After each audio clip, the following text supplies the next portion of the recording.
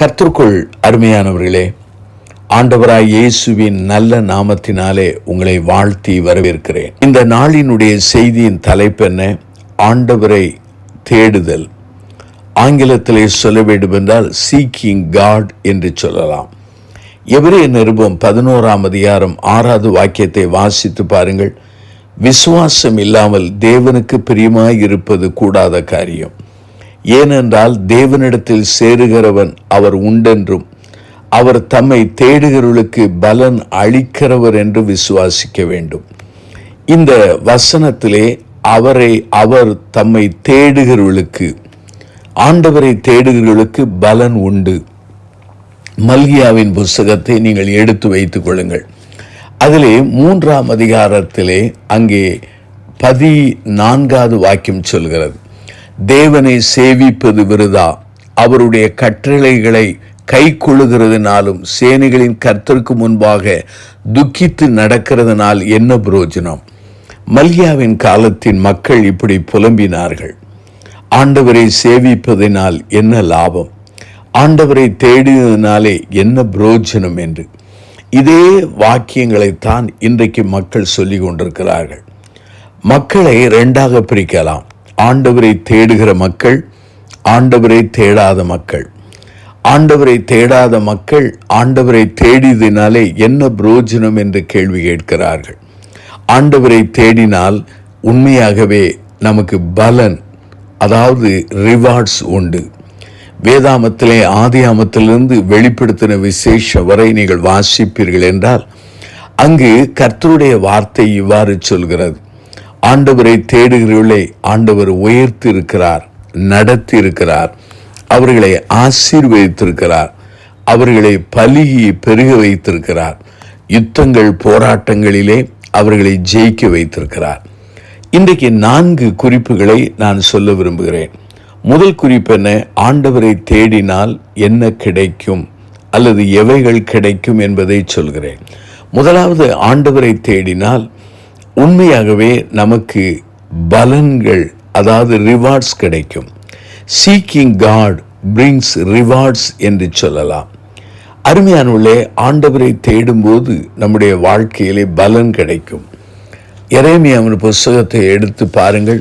29வது அதிகாரத்திலே அங்கே 13வது வாக்கியம் சொல்கிறது. என்ன சொல்கிறது என்றால், உங்கள் முழு இருதயத்தோடு என்னை தேடினீர்களானால் என்னை தேடுகையில் கண்டுபிடிப்பீர்கள். ஆண்டவரை நாம் தேடும்போது நம்முடைய ஜெபங்களுக்கு அவர் பதில் கொடுக்கிறார். அப்போஸ்தலர் நடவடிக்கைகளின் புஸ்தகத்தை நீங்கள் எடுத்து வைத்துக் கொள்ளுங்கள். இந்த அப்போஸ்தலர் நடவடிக்கைகளிலே 10ஆம் அதிகாரத்தை நீங்கள் எடுத்து வாசித்து பாருங்கள். அங்கே கொர்நேலி என்கிற ஒரு மனிதன் இருக்கிறான். அவன் இத்தாலியா பட்டாளம் எனப்பட்ட பட்டாளத்திலே 100க்கு அதிபதியாய் இருந்தான். அவன் கிறிஸ்துவை அறிந்து கொள்ளவில்லை. ஆனால் தேவன் பக்தி உள்ளவன், தன் வீட்டார் அனைவரோடும் தேவனுக்கு பயந்தவன், ஜனங்களுக்கு மிகுந்த தர்மங்களை செய்து எப்பொழுதும் தேவனை நோக்கி ஜெபம் பண்ணி கொண்டிருந்தான்.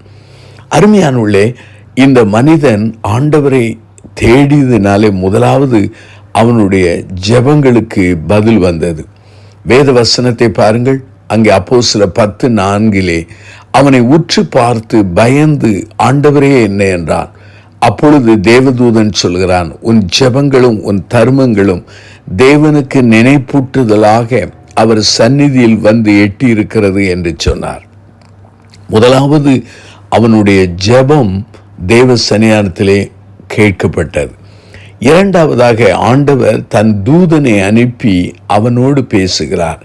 தேவனுடைய பிரசன்னம் அவனுக்கு வெளிப்பட்டது. மூன்றாவதாக அவனுக்கு ஆண்டவர் சரியான வழிநடத்தலை சொல்கிறார். அங்கே அப்போஸ்தலர் 10:5 பாருங்கள்.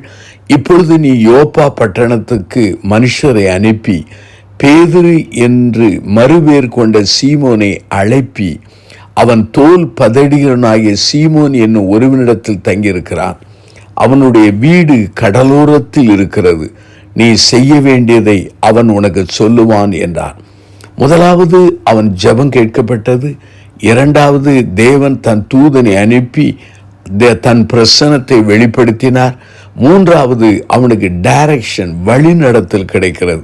பேதுரு எங்கே இருக்கிறான் என்று சொல்லி ஆண்டவர் தன்னுடைய தூதன் மூலமாய் சொல்கிறார். அது மாத்திரமா, அந்த அப்போஸ்தலர் நடபடிகளை நீங்கள் எடுத்து பாருங்கள். அங்கே இந்த கொர்நேலியு தன் நண்பர்கள், உறவினர்கள் எல்லாரையும் தன் வீட்டிலே அவன் வரவழைத்து பேதுருவை அங்கே பேசும்படி சொல்கிறான். பேதுரு பேசி கொண்டிருக்கும் பொழுதே, அப்போஸ்தலர் 10:44 பாருங்கள். இந்த வார்த்தைகளை பேதுரு பேசி கொண்டிருக்கையில் வசனத்தை கேட்டவர்கள் யாவர் மேலும் பரிசுத்த ஆவியானவர் இறங்கினார். ஆண்டவர் அவன் எதிர்பாராத நேரத்திலே அங்கிருந்த எல்லார் மேலேயும் ஆவியானவர் இறங்கி அபிஷேகித்து ஆட்கொள்கிறார். அப்போஸ்தலர் 2ஆம் அதிகாரத்திலே விசுவாசிகள் காத்திருந்தார்கள், ஜெபத்திலே வேண்டுதலிலே தரித்திருந்தார்கள். அவர்கள் அவ்வாறு ஜெபிக்கும் பொழுது பிதாவின் வாக்குத்தத்தமாகிய ஆவியானவருடைய நிறைவை பெற்றார்கள். கொர்நேலியு வீட்டிலே அதற்கு முன்பாக அவர்கள் மனம் திரும்பியதில்லை, ஜெபித்ததில்லை, வேண்டுதல் செய்ததில்லை, விசுவாசித்ததில்லை. ஆனால் ஆண்டவர் கிரியை செய்தார். ஆண்டவர் இந்த கொர்நேலியுக்கு மாத்திரமல்ல, கொர்நேலியோடு இருந்த மக்களுக்கு ஆவியானவரின் நிறைவை தந்தார். அருமையானவர்களே, நீங்கள் தேவனை தேடினால் தேவனாகிய கர்த்தர், நம்முடைய ஆண்டவராகிய இயேசுவானவர் உங்களுடைய வாழ்க்கையில ஏராளமான பலன்களை தருவார், ஏராளமான ரிவார்ட்ஸை தருவார். இரண்டாவதாக, ஆண்டவரை தேடினால் என்ன கிடைக்கும், அதை நான் சொல்ல விரும்புகிறேன். வேத வசனத்தை நீங்கள் எடுத்து வாசிக்கும் பொழுது, ஆண்டவரை தேடினால் உங்களுடைய தேவைகளை அசாதாரண முறையிலே அவர் சந்திப்பார். Seeking God unlocks supernatural provision என்று சொல்லலாம். நம்முடைய எல்லாருடைய வாழ்க்கையிலும் தேவைகள் உண்டு. ஆனால் அந்த தேவைகளை எல்லாம் என்னால் சந்திக்க முடியாது, உங்களால் சந்திக்க முடியாது. ஆண்டவர் நம்முடைய தேவைகளை சந்திக்கிற ஆண்டவராயிருக்கிறார். சங்கீத புஸ்தகத்திலே 34ஆம் சங்கீதத்தை எடுத்து பாருங்கள். 10வது வாக்கியத்திலே, சிங்க குட்டிகள் தாழ்ச்சி அடைந்து பட்டினியாயிருக்கும், கர்த்தரை தேடுகிறவர்களுக்கோ ஒரு நன்மையும் குறைவிடாது. அதே சமயத்தில் 1 ராஜாக்களின் புஸ்தகம் 17ஆம் அதிகாரத்தை எடுத்து வாசித்து பாருங்கள். ஆகாபுக்கு முன்பாக இந்த எலியா தேவனுடைய வார்த்தையை சொல்லிவிடுகிறார். பிறகு ஆண்டவராகிய கர்த்தர் கேரித் ஆற்றங்கரையிலே ஒளிந்திரு என்றார். அங்கே காகங்களுக்கு உன்னை போஷிக்க கட்டளையிடுகிறேன் என்றார். இந்த அருமையான எலியா அந்த கேரித் ஆற்றங்கரையிலே உட்கார்ந்திருந்தான். ஆனால் ஆண்டவர் தன்னுடைய காகங்களை வைத்து போஷித்தார்.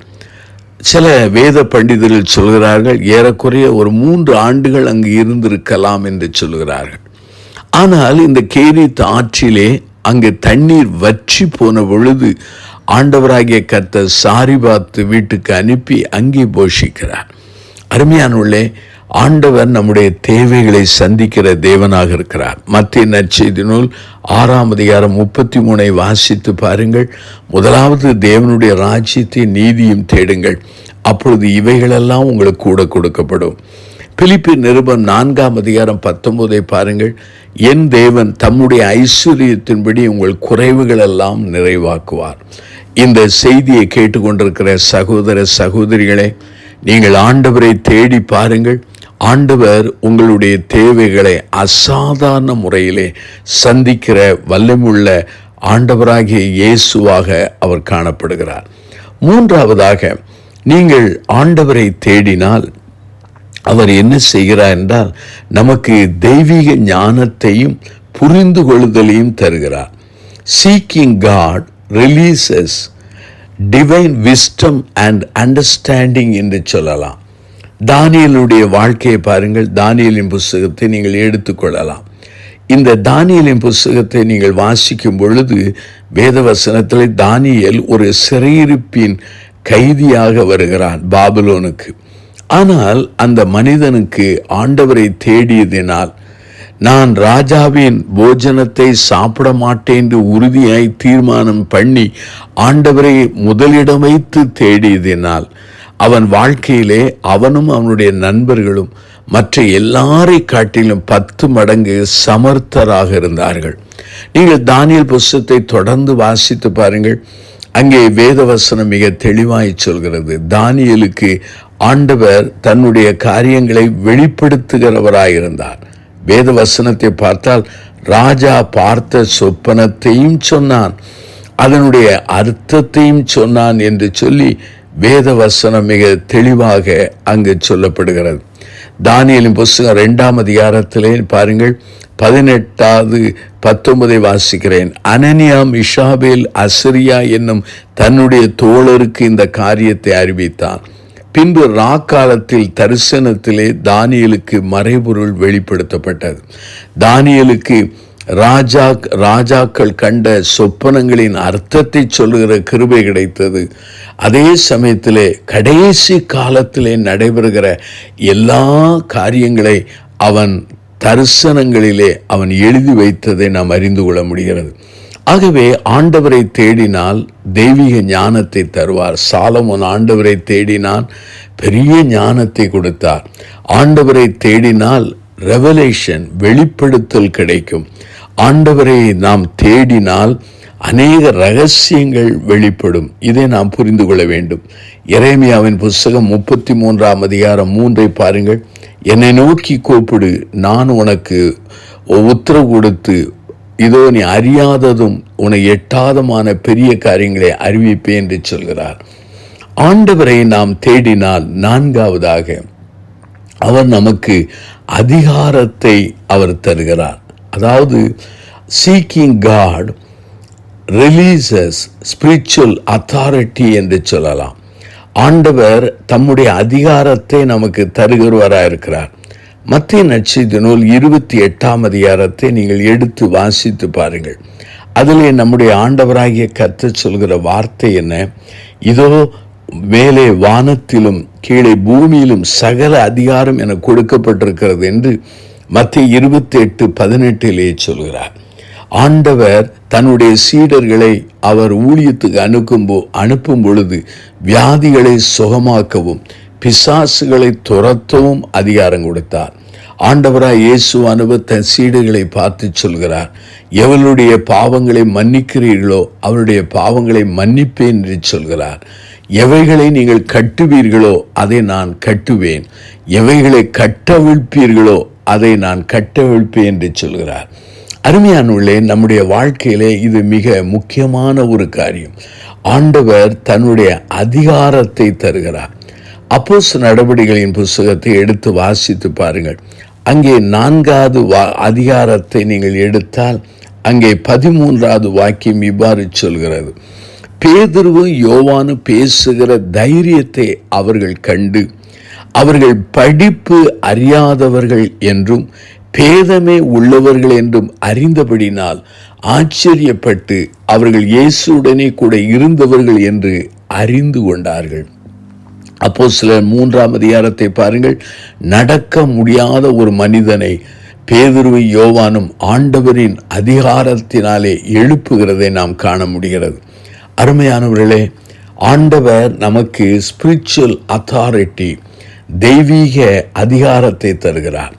ஆண்டவர் நமக்கு கொடுத்த அதிகாரத்தின் அடிப்படையில் தான் நம்மால் திருப்பணி செய்ய முடியும், திருவார்த்தைகளை சொல்ல முடியும், அநேகரை ஆண்டவருக்குள்ளே கொண்டு வர முடியும். இந்த செய்தியை கேட்டுக்கொண்டிருக்கிற சகோதர சகோதரிகளே, ஆண்டவரை நீங்கள் தேடி பாருங்கள். முதலாவது உங்களுக்கு பதில்கள், உங்களுக்கு பலன்கள் கிடைக்கும், ரிவார்ட் கிடைக்கும். ஆண்டவரை நீங்கள் தேடி பாருங்கள். அப்படி தேடினால் அவர் உங்களுடைய தேவைகளை சந்திப்பார். ஆண்டவரை தேடி பாருங்கள். தெய்வீக ஞானத்தையும் புரிந்து கொள்ளுதலையும் வெளிப்படுத்தலையும் தருவார். ஆண்டவரை நீங்கள் தேடி பாருங்கள், உங்களுக்கு தெய்வீக அதிகாரத்தை தருவார். நானும் நீங்களும் சாதாரண மக்கள். ஆண்டவரை ஏற்றுக்கொண்டதினாலே ஆண்டவர் தம்முடைய அதிகாரத்தை நமக்கு தந்து என்னை உங்களையும் பயன்படுத்தி கொண்டிருக்கிறார். இந்த செய்தியை கேட்டுக்கொண்டிருக்கிற சகோதர சகோதரிகளே, ஒப்பு கொடுங்கள், ஆண்டவரை தேடுங்கள், ஆண்டவர் ஆசீர்வதிப்பார். கண்களை மூடி பிரார்த்தனை செய்வோம். அன்பின் பிதாவே, இந்த நல்ல நாளுக்காக நாங்கள் நன்றி சொல்கிறோம். இந்த செய்தியை கேட்ட மக்களை ஆசீர்வதியும். அவர்கள் ஆண்டவரை தேடத்தக்கதான உணர்வையும் தூண்டுதலையும் தாரும். ஆண்டவரை தேடுதலினால் வருகிற ஆசீர்வாதங்களினால் அலங்கரித்தருளும். இயேசுவின் நாமத்தில் ஜெபிக்கிறோம் ஜீவனுள்ள பிதாவே.